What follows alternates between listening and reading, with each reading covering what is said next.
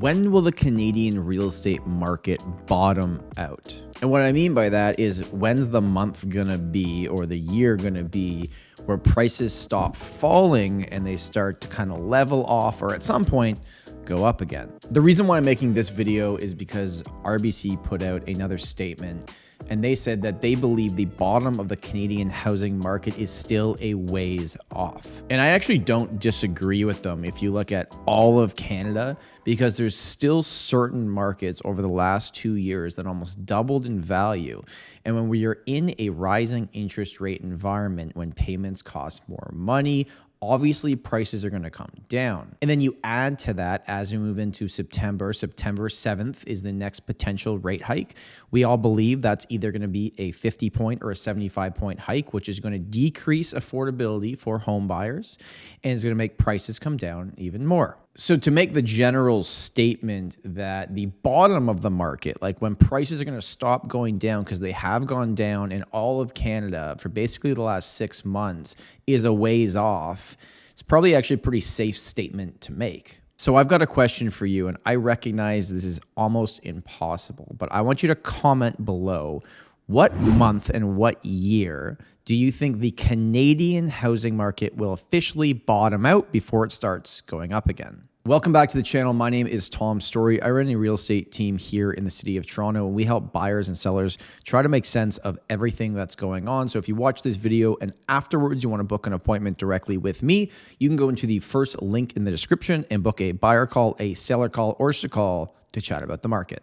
And if you watch this video and you like the vibe of it in terms of the educational content that I am putting out on a consistent basis, I'd really appreciate if you give this video a like and subscribe, join our growing community. We are now over 6,000 people, 6,000 subscribers, which I'd like to get us to 10,000 by the end of the year. With another potential rate hike coming, there are a lot of people that took variable rate mortgages that were fixed variable mortgages, which means that your payment doesn't actually change when the rates go up for the Bank of Canada. It just pushes more to the interest.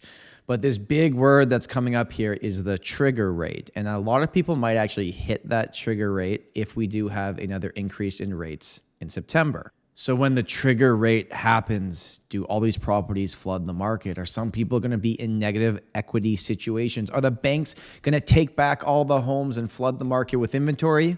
I'm not really sure. What I do know is that if you continue to pay your mortgage, the bank does not want your house. I actually went really in depth on this specific topic on an upcoming episode of the Tom Storey Show, which is coming out this Sunday. You can check out the link below for that. We talked with Melanie Gallia, and she works in the Fort McMurray market, where a lot of people are in negative equity situations. And she really broke down what it actually means. I think a lot of people are going to enjoy that episode. But let's get into the article that we're referencing for today's video. We'll go through it together, and then I'm going to share a few points and data points that I think you should be watching in your specific micro market to try to figure out when the bottom of the market could be or what could potentially happen with prices in the future. All right, so let's jump in here to the article. Now, this was a Financial Post article that Yahoo Finance put out again.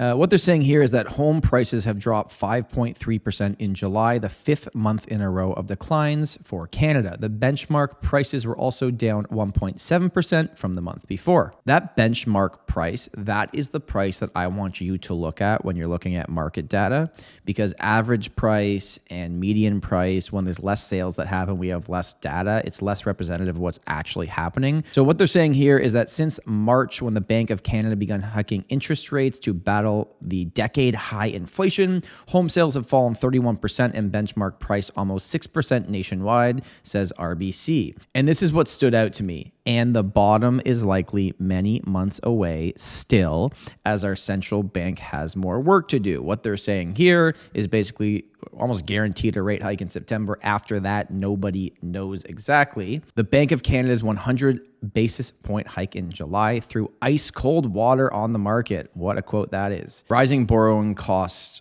are causing both buyers and sellers to think carefully about their next move. as they should. Now, there's three main things that I want you to look at in your micro market that will give you a better sense of exactly what's happening. The first one is active listings. So how many listings are actively available for sale in the community or city that you live in? Now, the reason why active listings matters is because that number gives us our months of inventory. What's the absorption rate based on the listings that go to the market? In February, at least where I sell in Toronto, like 80 to 90% of properties were selling in that 30-day period, where today it's closer to 25 to 33%. Now, I think it is clear that if rates do go up in September, you're going to see a decrease in price as well, because it's the affordability that's going down for the buyers also. And if you actually look so far at where prices have come down, but where rates have gone up in terms of monthly payments, they're not even on par yet. It's still more expensive even at a lower purchase price. Not going to talk too much about this in this video because I've covered this. I do still think it's better always to buy at a lower price, even if you have a higher payment for now. Also, your down payment is going to be less as well. Now, the second data point I want you to watch is new listings. So it's going to be very interesting because new listings were actually down in the July data for the market that I sell in. And when new listings are down, the reason that's happening is because sellers are now looking at the market and going, well, if I can't get this price, I'm just not going to list my house, because they're hearing everything that's going on in the news headlines. And when less properties come to the market, there's less to choose from, and that's when inventory goes down. And if inventory continues to go down to a certain point, that will then match up the demand that's currently in the market, and prices will stop falling. And the final data point I want you to look at is something that we call months of inventory. And months of inventory is at the end of every single month. Okay, how many active listings were there divided by how many sales happened? What was the absorption rate of the properties that actually came to the market? If that number is under 3, we're going to be at a point again where there's going to be limited inventory. If it's between 4 and 6, you're going to balanced out market. And if it's over 6, you can continue to see prices drop because you're in a buyer's market where there is not a lot of demand, but there is a lot of supply. And when that happens, on top of the fact that money now costs more to borrow, you're going to see prices go down. So when's the bottom of the market going to happen? I have no clue. What I do know is that there are opportunities in every market. If you're a move-up buyer right now, I would say this is a good opportunity depending on what you're trying to do. If you're a cash buyer, you're probably licking your chops right now because there is massive opportunity that didn't exist previously. And the rental market is still on fire because it's pushing all those would have been first-time home buyers back into the rental market. And I'm having investors call me now looking at properties saying, hey, if I can get this rent, I would get back into the market purely as an investment. So there is a ton of variables. Nobody knows for sure. But I think if we're talking about Canada overall, yeah, I think the bottom of the market is a ways away. But I think what you should care about as someone watching this video, what's specifically happening in the property market that you own, your micro market, because there's some markets that actually haven't seen a decrease in price.